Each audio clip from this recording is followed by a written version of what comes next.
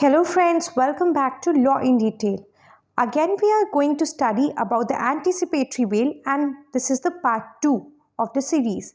Okay friends, so part 1 has already been released and if you have not read the part 1, I have given the link in the description box below. You can go and check out the link. So आप part 1 पहले देख लें and then only come to part 2. Okay, so now let's go and see. So coming to the first landmark case of Gurbaksh Singh Sibbia versus state of Punjab. Anticipatory bail का ये बहुत ही landmark case है and let's now see कि इसमें क्या क्या important points आए हैं. So the first important point is registration of FIR is not a condition precedent. As I've already told you कि FIR की registration mandatory नहीं है. अगर आपके पास कोई other भी reasonable grounds है, then on the basis of those grounds you can go and file for anticipatory bail under section 438. Next, ये जो एंटिसिपेटरी बेल का ऑर्डर होगा that will not be a blanket order. Blanket order से you must understand कि blanket order एक ऐसे type का order होता है जो ग्रांट कर दिया जाता है आगे आने वाले सारे ही केसेस के लिए. तो आप ऐसा नहीं किया जा सकता कि एक बार आपको एंटिसिपेटरी बेल दे दिया जाए तो आपको आगे आप कितने भी उस टाइप के नॉन बेलेबल ऑफेंसेस करो सब में आपको इम्यूनिटी मिल जाएगी. Okay, so this is the meaning of blanket order. So anticipatory bail is not in the nature of a blanket order. Next हम ये देखते हैं कि अगर इंटरिम एंटिसिपेटरी बेल ग्रांट कर दी गई है, जैसा कि मैंने आपको प्रीवियस वीडियो में समझाया था, अगर initially if you have been granted interim anticipatory bail तो यहाँ पे there is no need to give the public prosecutor a notice. लेकिन ग्रांट करने के बाद है ना, but before passing the final order notice देना होगा. इंटरिम के वक्त आप नोटिस नहीं दो, it is okay, but before the passing the final order, ये जो फाइनल ऑर्डर आना होगा तो यहाँ पे आपको notice has to be mandatorily given to the public prosecutor. Next point जो हम देख सकते हैं गुरबख्श सिंह सिब्या के केस में आया है, इट इज़ कि ये जो ऑर्डर होगा एंटिसिपेटरी बेल का वो इफेक्ट नहीं करेगा right of police to conduct investigation. मतलब जिस व्यक्ति को एंटिसिपेटरी बेल मिला है वो इन्वेस्टिगेशन के प्रोसेस में कोई ऐसा नहीं हो सकता कि वो कॉपरेट ना करे. He has to cooperate in the investigation process with the police. और अगर वो नहीं कॉपरेट करता है तो police can even go under section 439 और वो कैंसिल करने बोल सकता है ये एंटिसिपेटरी बेल का order to the high court and court of session. Okay, next point is कि ये जो एंटिसिपेटरी बेल का एप्लीकेशन होगा एज यू ऑलरेडी नो कि हाई कोर्ट या कोर्ट ऑफ सेशन ग्रांट कर सकता है, तो उनको ये एप्लीकेशन खुद ही ग्रांट करना पड़ेगा, खुद ही डिसाइड करना पड़ेगा and they shall not leave the application to be decided by the magistrate. So they have to do the task themselves and they cannot delegate this function to any other magistrate. Next point is anticipatory bail is an injunction order whereas regular bail is a remedial order. Anticipatory bail एक type का injunctive order है जो बोल रहा है कि आप custody में नहीं रख सकते, आप अरेस्ट नहीं कर सकते, जबकि रेगुलर बेल में यू आर अरेस्टेड और वो एक रेमेडी प्रोवाइड कर रहा है आपको अरेस्ट से. Okay, so these are some of the points. Now come to the very important point जो गुरबख्श सिंह सिब्या में आया था, which was related to limited custody. Okay, for the purpose of section 27 of Indian Evidence Act which relates to discovery statements. So section 27 अगर आप जानते होगे friends तो it is relating to discovery statements. और discovery statements तब कौन देता है?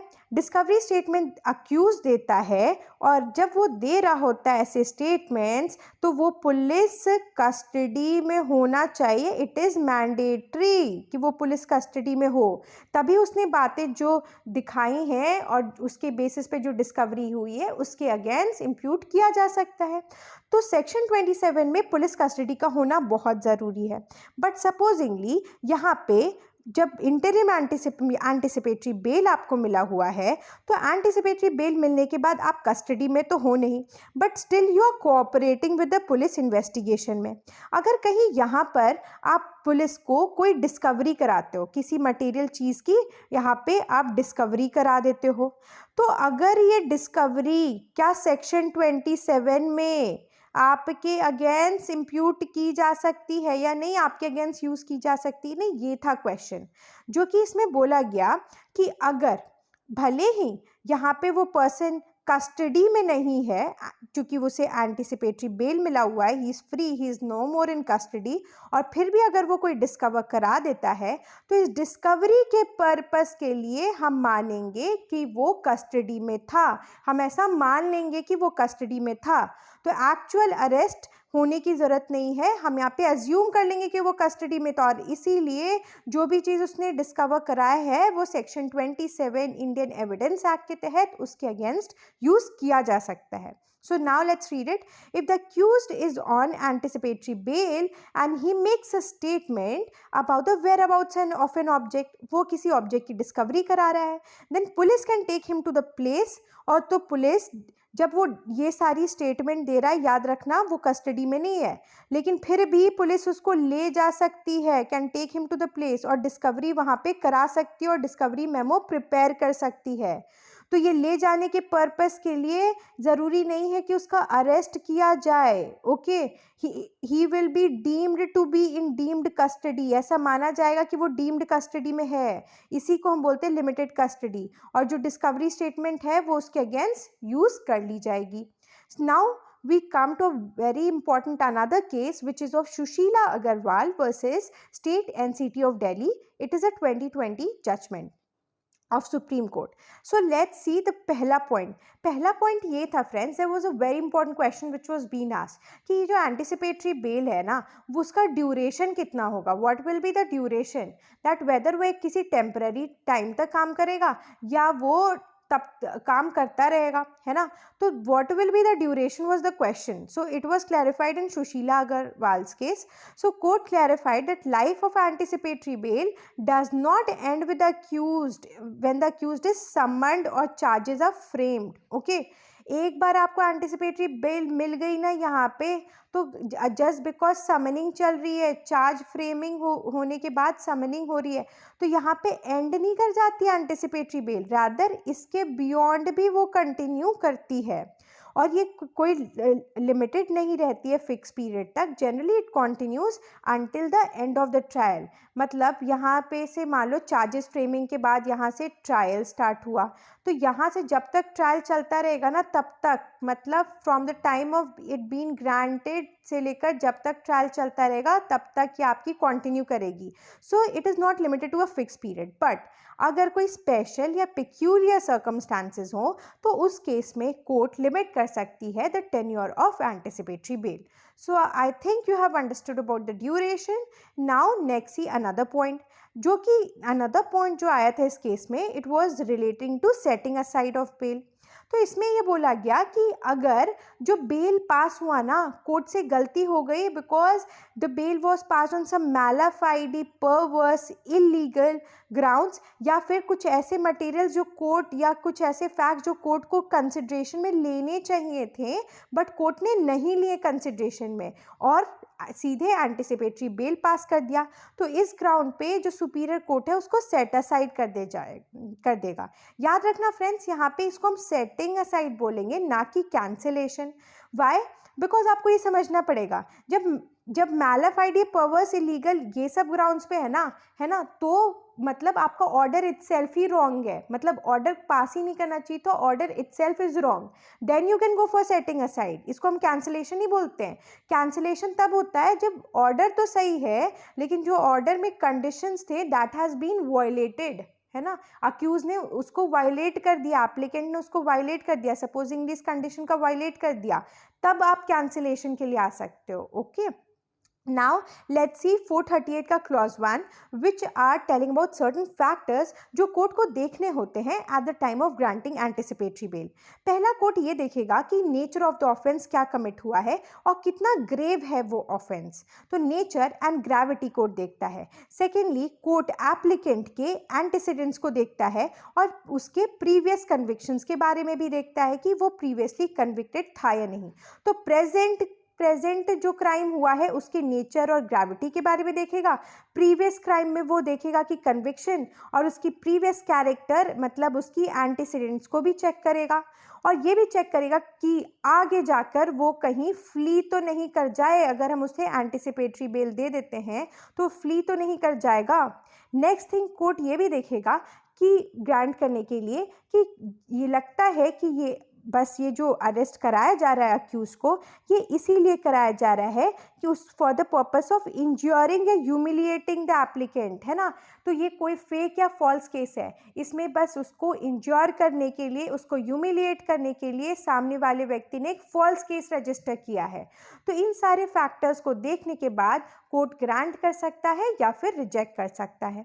Now next point is section 438 का clause 1A, which is saying whether court grants an interim order under section 1 it shall, जब कोर्ट ने इंटरिम वाला ऑर्डर ग्रांट कर दिया ना, याद रखना मैं फाइनल की बात नहीं कर रही हूँ, मैं इंटरिम एंटिसिपेटरी बेल की बात कर रही हूँ। जब ये ग्रांट हो जाती है उसके बाद court shall forthwith cause a notice to be served। Okay किसको नोटिस दे रहा है? पब्लिक प्रोसिक्यूटर को और एसपी को नोटिस दे रहा है, ठीक है। और नोटिस के साथ साथ कॉपी ऑफ द ऑर्डर भी देगा, ठीक है, with a view to give the public prosecutor reasonable opportunity of being heard when the applicant shall be finally heard by the court. तो इससे हमें क्या समझ में आता है? इससे हमें समझ में आता है कि जब इंटरिम एंटिसिपेटरी बेल सपोज यहाँ पे ग्रांट हो गया आपको, है ना, स्टार्टिंग में ही ग्रांट हो गया आपको, तो यहाँ पे नोटिस देने की जरूरत नहीं है, लेकिन जैसे ही ग्रांट हो गया, ग्रांट करते वक्त नोटिस मत दो, बट जैसे ही ग्रांट हो गया उसके बाद नोटिस प्लस नोटिस के साथ साथ कॉपी ऑफ द ऑर्डर, है ना, कॉपी ऑफ द ऑर्डर भी आपको किसको देना पड़ता है? ये दोनों ही चीज़ें आपको देनी पड़ती हैं, एसपी को और पब्लिक प्रोसिक्यूटर को, वो भी 7 दिनों के अंदर, ताकि मतलब ये इनके पास एक reasonable opportunity of being heard they सको आप इनको। ओके सो ये 7 दिनों के अंदर आपको देना पड़ेगा। Now coming to the next point which is 438 clause 1B, which is saying that the presence of the applicant. देखो फ्रेंड्स, इसमें क्या बोल रहा है कि जब ये मान लो हियरिंग चल रही है एंटिसिपेटरी बेल पे, तो यहाँ पे ना एप्लीकेंट को बुलाना ज़रूरी नहीं है, क्योंकि ऑब्वियसली अगर आप उसको बुलाओगे, इंटरिम एंटिसिपेटरी नहीं ग्रांट कर रहे हो या फिर ग्रांट कर रहे हो तब भी, या फिर रिजेक्ट कर दे रहे हो, तो फिर उसको तुरंत पुलिस अरेस्ट कर लेगी, है ना। तो उसको पुलिस से बचा के रखना है। So understand this thing. तो यहाँ पे अननेसेसरली एप्लीकेंट को बुलाएगी नहीं कि तुम आ जाओ। लेकिन अगर पब्लिक प्रोसिक्यूटर ने एप्लीकेशन फाइल किया और एप्लीकेशन फाइल करके पब्लिक प्रोसिक्यूटर ये बोलना चाह रहा है कि आप उसको फाइनल हियरिंग के डेट पे बुला लें, because I have to ask certain questions from him, तो जनरली तो नहीं ग्रांट करेगी, क्योंकि उसे पता है कि अगर हमने कल को रिजेक्ट कर दिया तो फिर पुलिस बाहर खड़ी रहेगी and he will arrest the accused, तो इसलिए ग्रांट नहीं करेगी। लेकिन अगर पब्लिक प्रोसिक्यूटर का यहाँ जेन्युइन केस है एंड ही इज टेलिंग कि I have to ask certain questions from him, और अगर कोर्ट भी इस बात से सेटिस्फाइड है, तो कोर्ट उस केस में एप्लीकेंट को बुला सकता है कि आप फाइनल हियरिंग वाले दिन प्रेजेंट रहना। याद रखना कि ये चीज़ बस फाइनल हियरिंग वाले दिन ही बुला सकता है, और किसी बीच वाले डेट्स में, इन डेट्स में नहीं बुला सकता है। Okay so now let's read 438 clause 1B. The presence of the applicant shall be obligatory at the time of final hearing, ठीक है, of application and passing of final order, if, है ना, फाइनल हियरिंग पे obligatory कब हो जाएगा? If on the application made to it by public prosecutor, court को लगता है कि उस एप्लीकेंट का प्रेजेंस नेसेसरी है in the interest of justice. Now let's understand कि ये एक कंडीशनल ऑर्डर भी होती है, मतलब अगर court in light of facts and circumstances को देखते हुए ये सारे कंडीशंस लगा सकता है। कौन से सारे कंडीशंस हैं? कोर्ट ये बोल सकता है कि भले हमने तुमको एंटिसिपेटरी बेल दे दी है, but you have to cooperate in the interrogation by police as and when the police calls you. तो इंटेरोगेशन में, इन्वेस्टिगेशन में आप कोऑपरेट करोगे। दूसरा पॉइंट ये होता है कि आप इंड्यूसमेंट, थ्रेट या प्रॉमिस डायरेक्टली एंड इनडायरेक्टली किसी ऐसे विटनेस को नहीं करोगे जिसको कि केस के फैक्ट्स के बारे में वो अक्वेंटेड है ना, ताकि आप उसको रोक दो कि वो पुलिस के सामने या कोर्ट के सामने डिस्क्लोज ना करें वो फैक्ट्स।